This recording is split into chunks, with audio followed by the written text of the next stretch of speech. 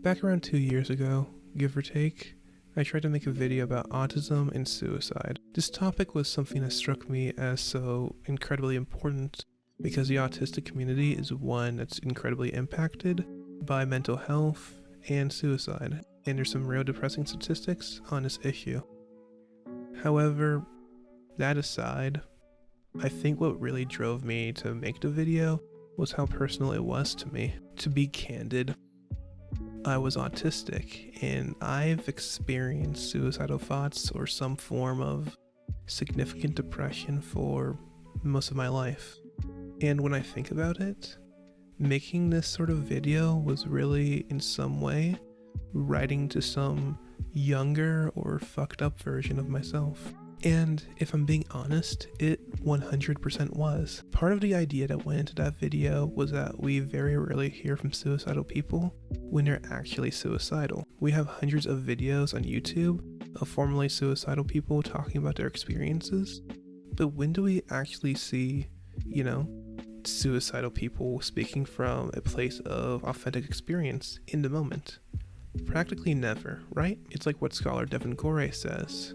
It's powerful to hear your experience about suicidal ideation or depression, but it's frowned upon to post through it. And this idea really was the video. I was autistic and suicidal, and I wanted to talk about it in the moment from personal experience. But it wasn't so easy writing it.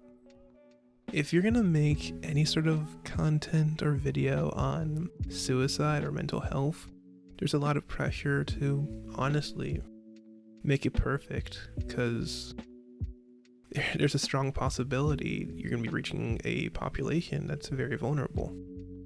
And there's always just something missing from the video, or something was never quite right. And to be honest, a large part of why I didn't release the video was I ran into a reason why a lot of people don't talk about suicide in their own life. Do I want to risk being hospitalized over a video?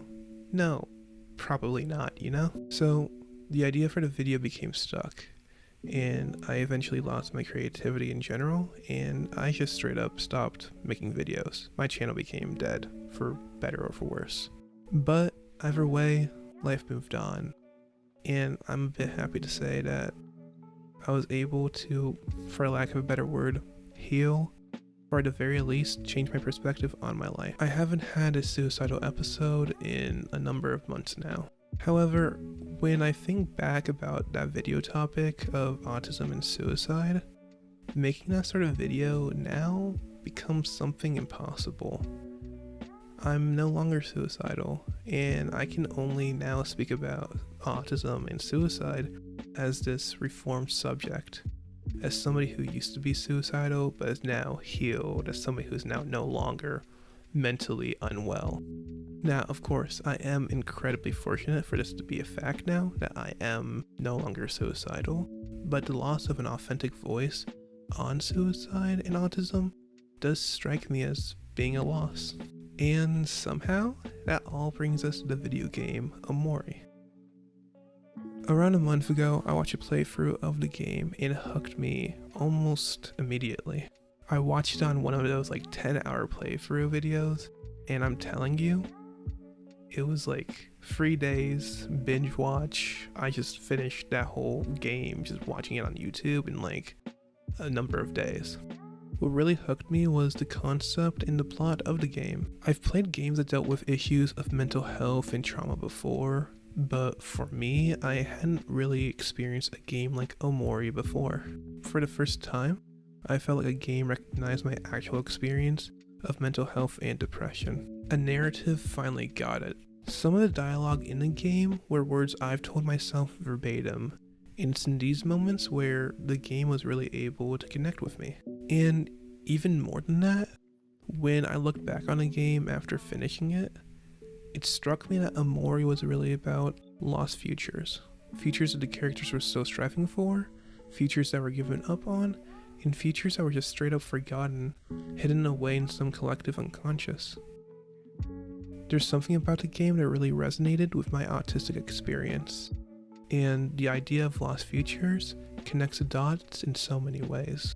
Internalized ableism or not, the concept of lost futures runs through autistic trauma in so many ways. The idea that who we fundamentally are has robbed us of some great future and of the person we could have been if only we were able-minded. Shame, guilt, loneliness, all of this mixes into neurodivergent mental health, and we have to respond to that to the best of our abilities. And fuck it, Amori, video game or not, talks to this issue. As autistic people, how do we respond to our insecurities, our failures, our traumas that are so specific to our experience? What do we do when we can no longer bear to look at the mask we see in the mirror? When all of our futures, all of the potential people we dreamed of becoming, start to crumble and fade, how do we start anew? How do we start over? In Amori's narrative, we can see neurodivergent trauma, pain, and loss, but we can also see a path forward. We can also see the ability to start anew.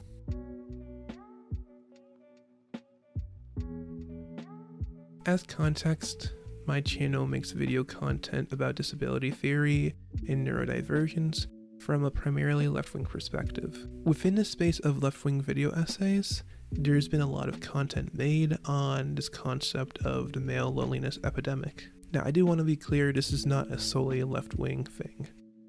Conservative content creators have also made a lot of videos and a lot of discourse on the same concept of male loneliness. The point more broadly here is that male loneliness is a bit of a dead horse. It's a discourse that's shown up on Twitter before, and to be honest with you, in about a month, I wouldn't be surprised to see it show up on trending again.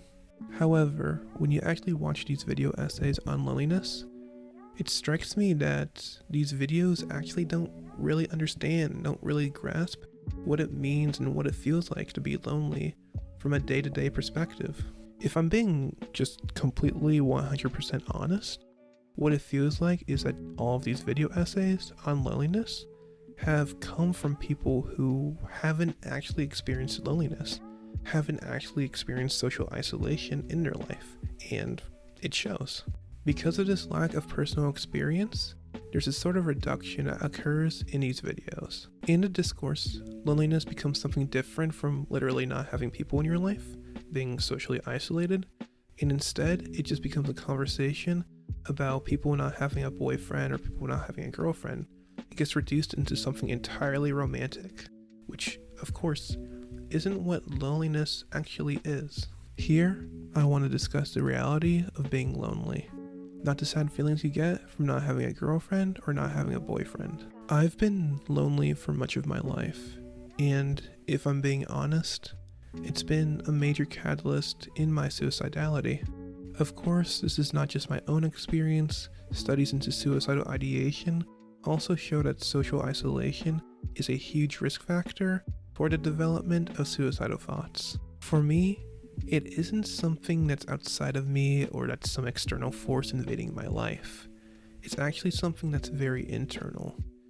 Loneliness in so many ways has now become a part of me and how I view myself. I'm not sure if it's something that's easy to understand if you haven't actually been socially isolated before, but loneliness fucks your self-esteem and mental health in general in really profound ways.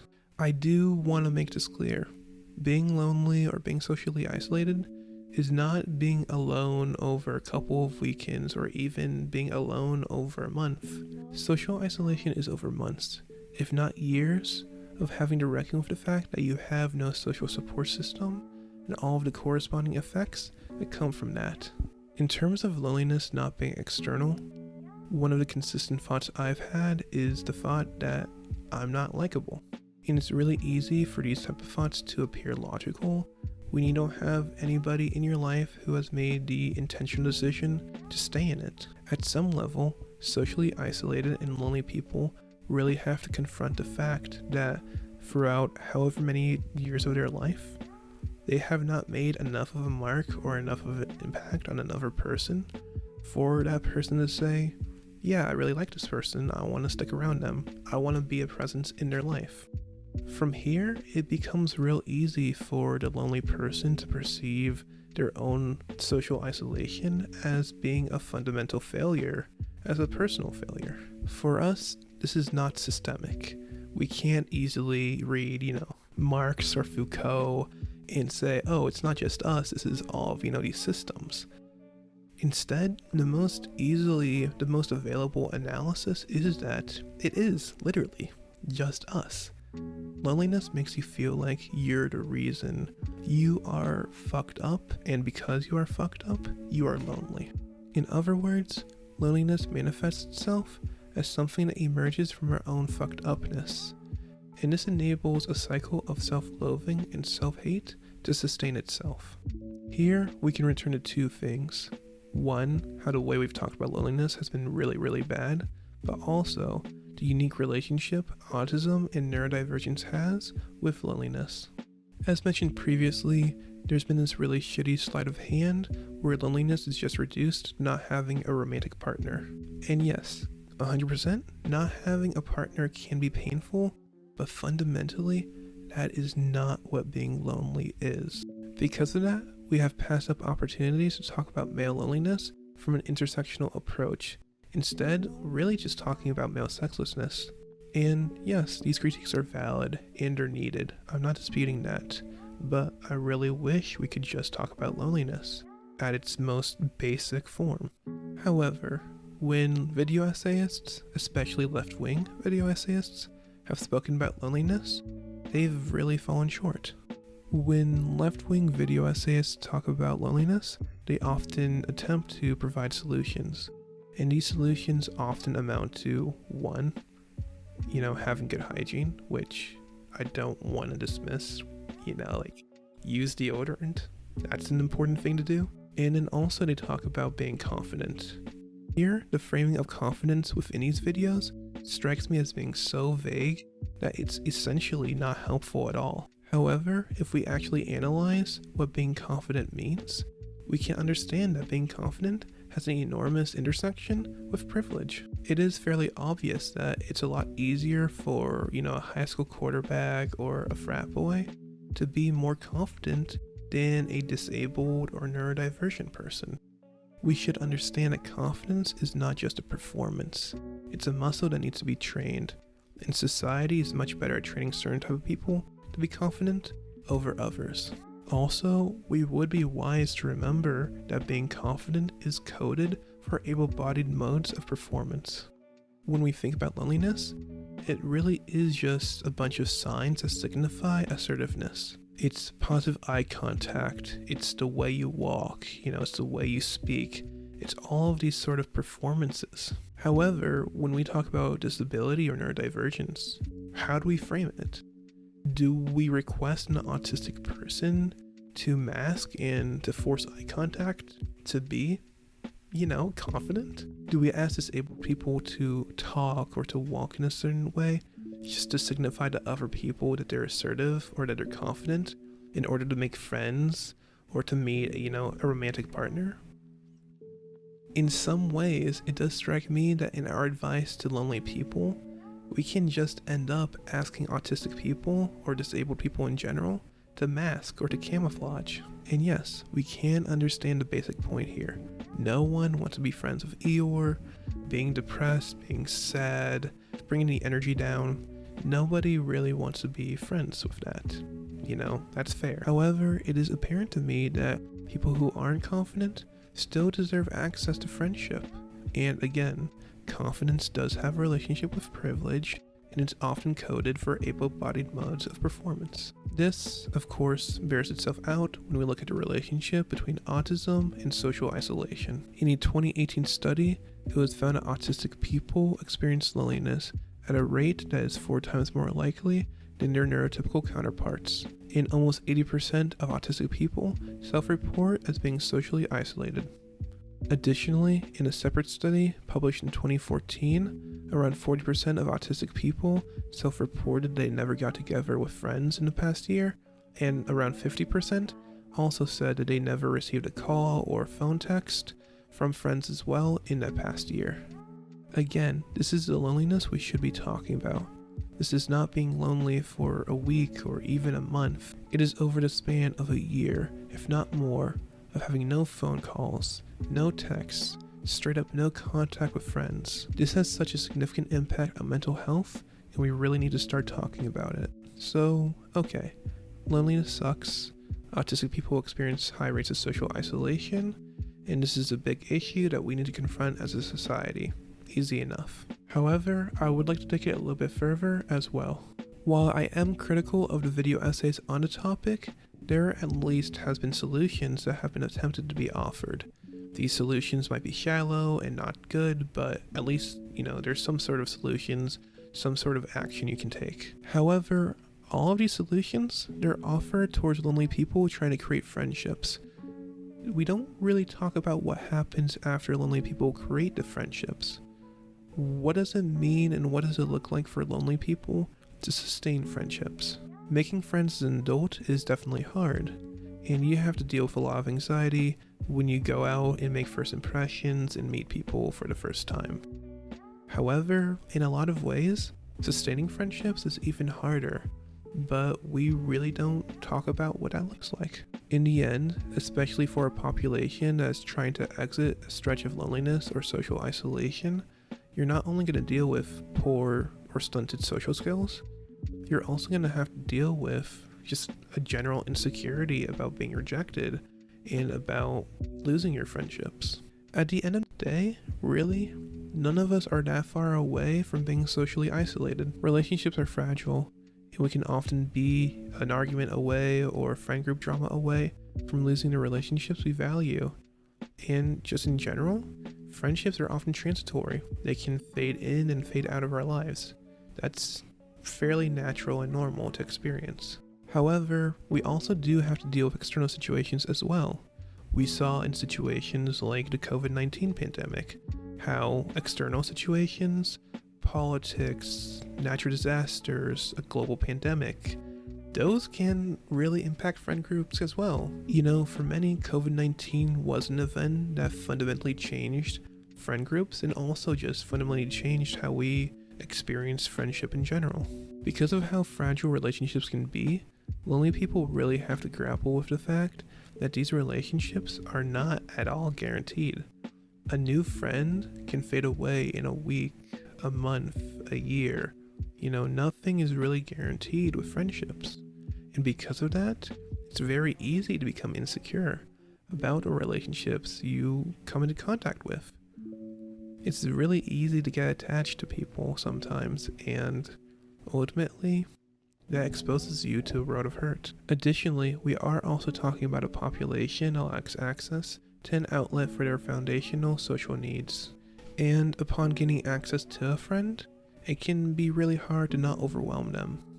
At the end of the day, lonely people are getting access to a person who can fulfill a primary social need, because we all need friends. However, if you're hoisting all of your social needs onto one person, that's obviously a recipe for disaster. This is all to say that the struggle for socially isolated people does not at all end when they create a friendship. It really is difficult for socially isolated individuals to negotiate new friendships, especially for autistic people who may be tasked with navigating neurotypical dynamics, because there are significant mental health issues that can emerge from being socially isolated over a sustained period of time. Here, I do want to talk from personal experience, because it's one thing to intellectualize it, it's something entirely different to actually go through it. So, after graduating college, I kind of lost all my friends. I moved back to my hometown, and I wasn't really able to sustain the relationships I had created at my university. And at the same time, all of the friends I had acquired in high school and all of the friends I had in my hometown, they had also kind of scattered to the wind as well. They had either just faded away or they just straight up moved to a different town or to a different state. So I was this autistic, honestly depressed 22-year-old, and I settled into a social isolation for roughly about 9 months. It all basically culminated in the spring of last year. I spent New Year's Eve alone, and for me, spending the holidays, or really any sort of holiday, alone is just a really big deal for me. It's just soul-crushing, to be honest. And I also got laid off from my job in the second week of January, so in a span of like 10 days, I kind of had back-to-back events of spending the holidays alone, and then also getting laid off from my job and losing my primary source of income. This month was probably one of the worst months I've experienced in my life, and I dealt with it fundamentally alone. There was no one really reaching out to me, there was no friend group to pick me up. I was alone, and there was nobody to pick myself up other than me. And eventually I did. I got the resolve to get out there and get myself into social situations. The things that the video essays don't really tell you, however, is that you can really do everything right. You can do all of their prescribed solutions, and you can still end up getting rejected. You can still end up all alone. It really is tough to find your people, and you can go to all sorts of meetups, you can go to bars, you can go to, whatever social space you want to, and you can still not find your friends. You can still not find your tribe. It actually is kind of funny because the way in which I was able to create a friendship, it wasn't going to meetups, it was the stroke of luck. My intentional actions to socialize wasn't what created a friendship. A chance meeting did. So I was able to create a friendship and make a relationship. For maybe the first time in my life, I was able to access emotional connection in a platonic context. And for me, this was everything. However, sometimes relationships change and grow, and sometimes we don't. I found myself still desperate for emotional connection, and my friend's life grew in such a way that they just weren't available to be there for me in the way that I kind of needed them to. The more I struggled with my mental health, the more I leaned on my friend. Eventually, it just became too much, and the friendship faded away. It just broke apart. Here, I found myself now in the exact same position I was before. I was now, again, socially isolated. Again, now I had no friends. Except this time, I was really internalizing my failure, that my anxiety, my attachment, the way in which I leaned on this friend, had made that relationship really fail. And I internalized that as my own fucked upness, causing a relationship to become strained and eventually fall apart. Here, I can become 110% candid about who I am. I am messy. And I'm emotionally turbulent. And within that relationship, I became someone who I wasn't really proud of. Maybe we haven't all been there, but many of us have become people we haven't been proud of within relationships and within certain moments of our life. However, I think what loneliness does a really good job of is reinforcing the internalization of our failures. I've screwed up relationships in the past, and if I'm being honest, I'm going to screw up some more relationships in the future. I think that's just something that's natural. We make mistakes, and that's being human. However, during moments of loneliness, in my head, I'll replay moments in which I've hurt other people. This is not a cycle of self-improvement where we analyze our own actions in an effort to get better, but instead it's really just a cycle of self-hate where we beat ourselves up over the moments we could have done better in, or the moments we mishandled. Making a friend is one thing, and I do want to be clear, not 1 ounce of my soul regrets the friendships I've made and the experiences I had within them. But if making a friend is hard, sustaining friendships is an outright struggle. Everyone has the capacity to be emotionally messy, but for lonely people, we often lack the experience of how to handle being messy, how to handle being insecure. And this brings us back to the video game Omori. A large theme of Omori is that of shame, guilt, loneliness, and friendship. One of the things that did make me connect with this game was this feeling of a friend group breaking apart. In the video game, the main character, Sunny, is a socially isolated shut-in who's been within his home for around 4 years, and it's an old friend, Kel, who brings him outside of his home. In the process of being brought outside, Sunny learns that his old friend group has mostly broken apart due to the trauma of his sister's suicide, Mari. Resulting from his sister's death, Sunny locked himself inside his house, and his friend group fractured, with all of them having different reactions. Aubrey became angry, Hiro moved away for college, Basil became anxious, and Kel became more extroverted. During the process of the game, you also learn that Sunny is set to move away from his hometown in a matter of days. Within the game, at least for me, there's a feeling that this friend group is doomed, or in other words, that this friend group is a lost future that cannot be reclaimed. There are such huge through lines of trauma and repressed emotions, and the loss of Sunny's sister is really felt here. And the fact that Sunny is set to move away, that he won't even be physically there to do the reparative work that is needed, it all really feels like a sentence on the idea of this friend group working in the future. In the end of the game, this lost future becomes even more apparent. Spoiler warning here.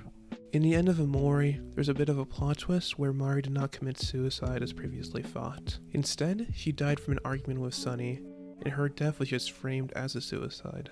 Basically, Sunny and Mari both played instruments. Mari played piano, and Sunny played violin, and they both got into an argument before their duet. In the heat of the argument, Sunny shoved his sister, and she fell to her death. Here, resulting from the ripple effects of Mari's death, shame, guilt, and the impossibility of the friend group looms large. At the very end of the game, there's a scene where we see a slideshow of memories from their past. And during this slideshow, I think we're brought to really reflect on a lost future. Because of everything that's happened, the friend group seems bound to break apart, and Sunny seems destined to relapse into the same loneliness he once knew. The future that Sunny and his friends could have had has dissipated on the fault lines of trauma and tragedy, and in this situation, it may be just too difficult to pick up the pieces. The potential future of this friend group has been lost because of trauma and tragedy, and the only thing left to do is to imagine new futures separate from one another. To reflect on this, there does seem to be a lost future within every relationship that fades. For the most part, we do not pay too much attention to these lost futures because our current present occupies us. Why would we worry about lost friends in the past when we have a social life in the present to worry about? However, when it comes to the autistic population, which is a community that is especially affected by loneliness, each lost relationship looms large.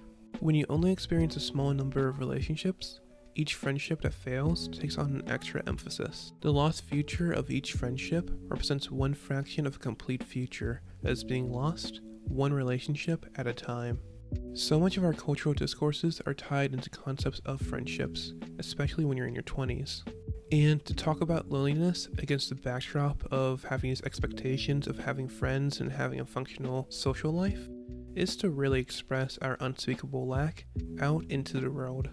In our culture, the lost future of friend groups, like the one seen in Omori, represents the whisper of a lost life, which is treated as one and the same with a lonely life.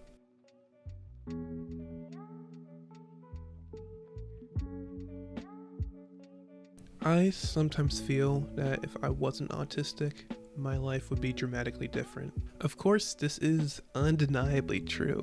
For better or for worse, my life would be undeniably different if I wasn't born autistic. However, when I think regretfully about my autism, it really is just a regret about my social life. It isn't about the neurodivergence. I can handle the sensory overload, I can handle the selective mutism, I can handle autism. It's more so just a belief that if I was neurotypical, I would have a functional, maybe even a thriving social life. It's really the concept that there's a neurotypical version of me out there that's able to access friendship and access social fulfillment, and that I've lost this future of being able to access community on the basis of me being autistic.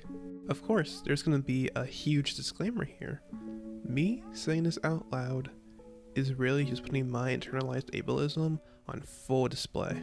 Neurotypicals can be lonely, and neurodivergent people can have incredibly vibrant social lives. We can't paint with too broad of a brushstroke here. However, even in acknowledging that a lot of this is internalized ableism, I do think there's something behind the idea of autism being just a collection of lost futures. This is something entrenched within the systems we confront. Our experience of disability oftentimes is immersed in this concept of lost futures. Even in the very early works from neurodiversity activists, there was this concept of lost futures that we were expected to grow into, but just couldn't. We can see this in the writings on the family and autism from writers like Jim Sinclair, who spoke on the expectations family placed on autistic children and the emotional through lines that were caused by that failure of autistic people to live up to the expectations of their parents. Expectations are, of course, often a bit ableist. And of course, just even the diagnosis of autism often serves to shatter the expectations parents place on their children. There is, of course, a myriad of other expectations that runs through institutions. For example, the expectation of labor in growing into a working adult, which really is channeled into the curriculum of special education. Also, there is the expectation of social fulfillment, of having friends, of within our culture eventually finding love and getting married. No one expects to be lonely in adulthood, and many of our cultural discourses assumes the presence of a friend group.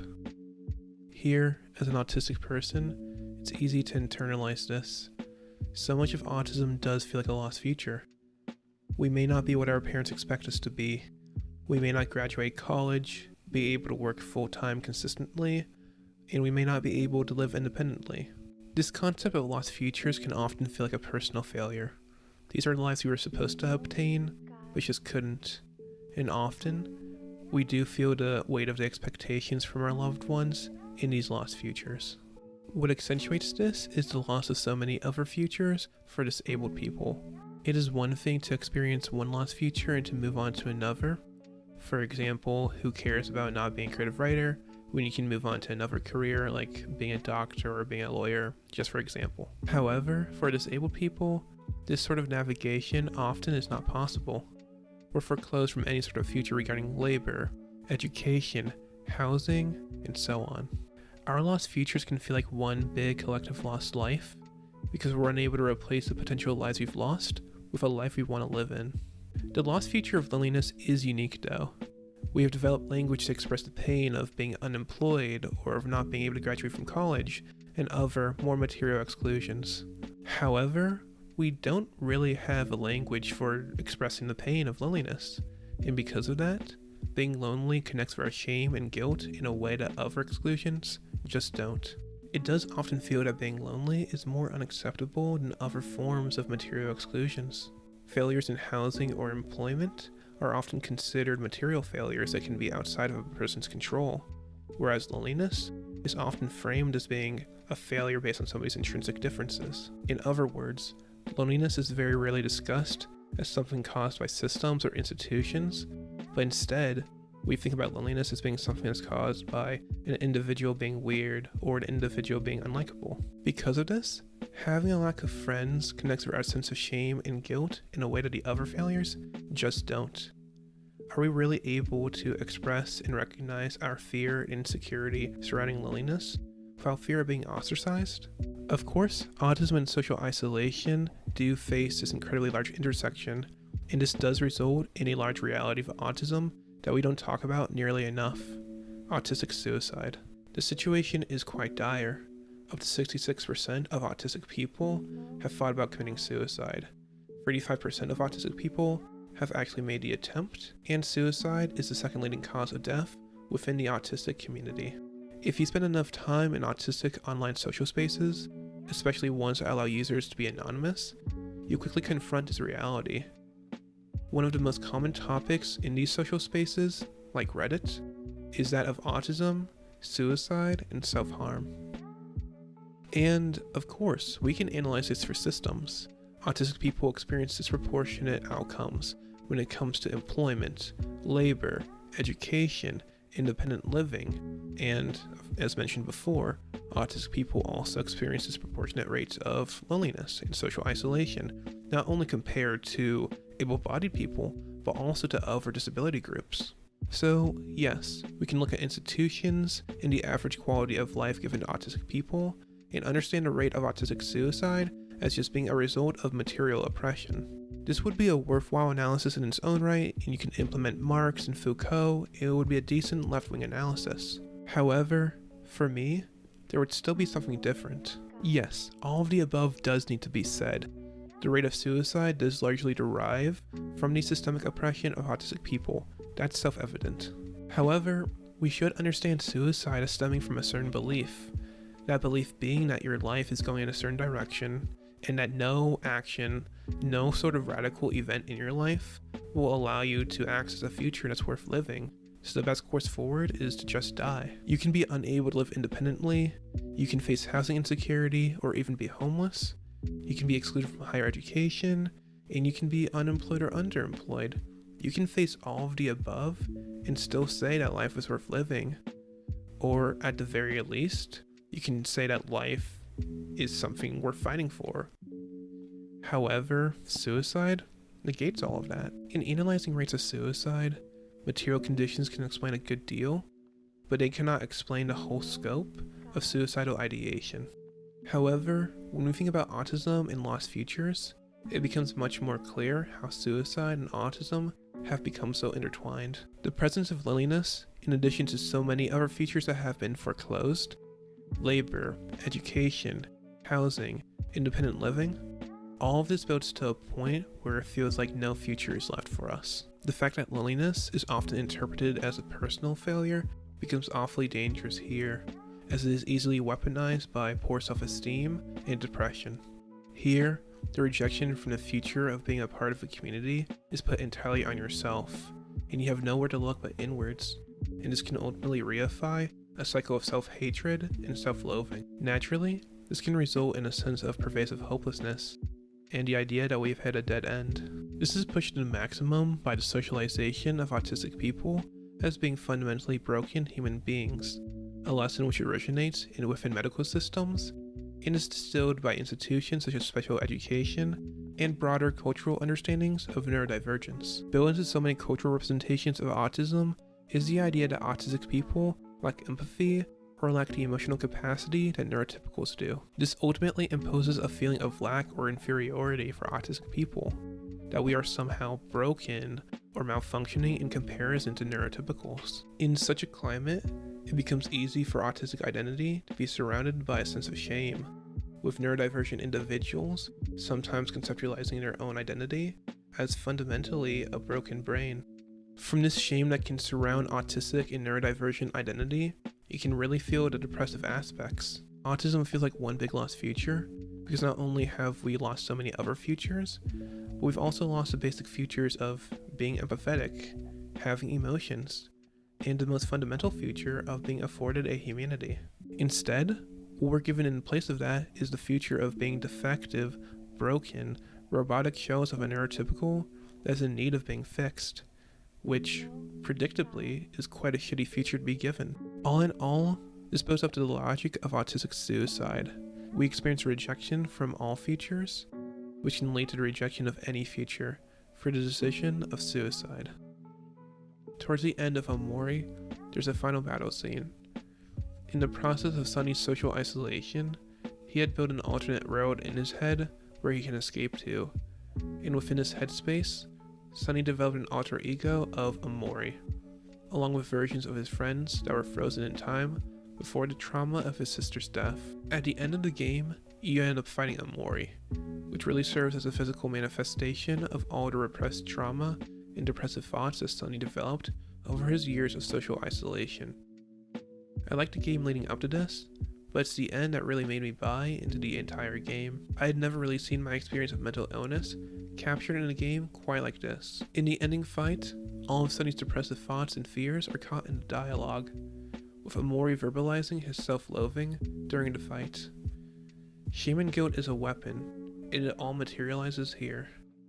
Each lost future brings with it shame and guilt, and I still struggle to bear the reality of my lost relationships. This might be autistic oversensitivity, or too much time in social isolation, or whatever explanation fits the bill, but this is real. I feel like I wasn't good enough to preserve my friendships. I feel ashamed about being lonely, and I do feel guilty that every friendship I've created has ultimately faded away. More specifically, the fact that these relationships have faded away and broken down is an incredibly real indictment of who I am as a person. In the final fight of Omori, I see everything I've told myself before, the same mourning of lost futures, and it can be hard to forgive ourselves for the people we don't become. I've struggled to move past these failures, not necessarily because of what I've lost, but also because of what it represents. That who I am, fundamentally, is at some level irredeemable, or at the very least, unlikable. This really is the function of depression, loneliness, and mental illness, and its interplay with neurodiversity. Are we able to forgive and move forward from our mistakes? Or do we internalize it as evidence of the fundamental brokenness of who we are? Is our lost future just one door that's been shut? Or is it the confirmation that our entire future, with all of its potential avenues, has finally been cancelled? And even if that's true, what's the power we hold in our choice to respond to that cancellation of the future? The game of Omori does not end there, however. You, playing as Sunny, eventually end up losing the fight to Omori before the game asks you if you want to try again. Upon trying again, it has you do one final duet with Sunny and his sister, with memories of the past scrolling as you play a final song. However, at the end, once all these photos, which I read as lost futures, or at the very least a past that will never be reclaimed, scroll past, you're left with Sunny and a physical manifestation of his depression in Omori. And in the end, they embrace. The game does kind of end in this trite symbolism of forgiving yourself, and one of the main messages is that you can make mistakes and do bad things, and still remain a good person. The shame that we carry does not need to define us. However, I do think Omori allows us to push this message further. I don't know if these feelings ever really go away. I think it is what disability theorist J. Logan Smilkus would call bad crip feelings. The feelings of being lonely, guilty, ashamed, and otherwise broken in regards to your disability. I can talk until I'm blue in the face about disability and ableist systems, but that understanding, it doesn't stop the feelings from coming. I feel guilty for being autistic and lonely, because in a lot of ways, I feel like I deserve it, and I deserve all of the bad feelings that come with that loneliness. Being lonely sucks, period. There's nothing else to really say about it, but I do think autistic loneliness does hit a little bit differently. Autistic loneliness is so immersed in shame because we've been told for such a long time that we are defective social beings, and that if we're not able to mask, that we'll be friendless and lonely. And our loneliness in adulthood serves as confirmation that this ableism we experience in special education or elsewhere is actually fundamentally true, and it's been confirmed in the real world that we are friendless because we are defective. This loneliness and shame is what I carry with me. They are my bad crip feelings, and they're raw, and they're hurtful, and I'm afraid they're not going away anytime soon. Here, I do want to share a quote from Smilgus. It can be difficult to feel hopeful, desirable, or loved when, even after you've been given access, you're still left feeling all alone. Loneliness is unpleasant for everyone, but it takes on a special horror for disabled people who live so much of our lives in isolation. Unless you have experienced it yourself, it's hard to understand fully the ache of watching others live their lives while it feels as you are merely aging. It's not the fear of missing out, it's just missing out. Talking about forgiving yourself can sound trite and cliche and straight out of some generic therapist's quote book, but it is genuinely difficult to forgive yourself. I would like to talk about forgiving, but it feels necessary to say there isn't any forgetting. Like I said, this is going to be the shit that we carry with us, and it's going to take a while for us to drop our baggage, whatever it may be for a given person. But our bad crip feelings, they don't need to be bad. They can be productive. At the very least, they can serve an end. Here, I do want to give advice about whatever bad crip feelings you may experience. Feel them, sit with them, overanalyze them, go over those thoughts over and over until you get tired of the damn cycle. I do want to be clear, this is not a recommendation to give into a cycle of self-hate or depression, but instead, to recognize these feelings for what they are. These bad feelings are a recognition of your demand for a life that is different, and for a road that accommodates your being completely. And from there, you can move forward. I can't talk about moving on, I don't know to what degree that actually happens, but you can move forward and build something new. You can build a future that neither you nor the world thought was possible. To sum up Amori's messaging as being one of forgiving yourself might be true in a simple sense, but I do think there is something here that directs us towards sitting with your bad feelings without allowing them to drive. In the embrace of Amori and Sunny, all of his feelings are recognized, but they're not given the power to rule his life anymore. His depression is recognized, embraced, and forgiven in order to move on. For Sunny, this actually can be taken literally, as he does physically move forward, with the ending credits showing Sunny being driven to his new home. So to speak to it, we can lose a future, and we can even lose all of our futures. As time moves forward and we grow, I have a feeling that stability will be harder and harder to find. The future may very well be cancelled, and we need to feel the loss of that and recognize the pain for everything it carries. I can stand up and say that for me, many of my futures have been cancelled. For a number of people, I will never again be a friend, a colleague, a student, and sometimes that hurts. However, even if there's no future left for us, we can still say fuck the future and choose a life that has yet to be lived. Amidst the pain, while experiencing loss, we can still find a home and a path that we name for ourselves. What we've lost hurts and will continue to hurt, but it doesn't need to be the end. Our lost future is not the cancellation of our lives, but merely just a painful question posed to us. What do we want our lives to be?